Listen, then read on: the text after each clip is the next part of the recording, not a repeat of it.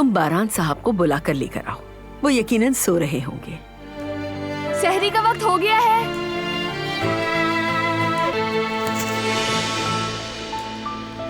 अल्लाह का शुक्र है हमें सेहत के साथ एक और रमजान नसीब हुआ।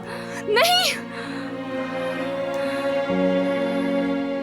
हनीफा खाला मेरी और जुमरुद की शादी करवाना चाहती है। क्या तुम सच कह रहे हो? बाबा, क्या ये सच है? चलें दोबारा करें, मुझे देखना है।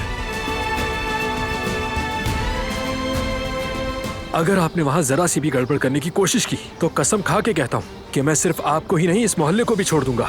हिम्मत कैसी हुई तुम्हारी यहाँ आकर मुझसे कोई सवाल करने की? दफा हो जाओ यहाँ से।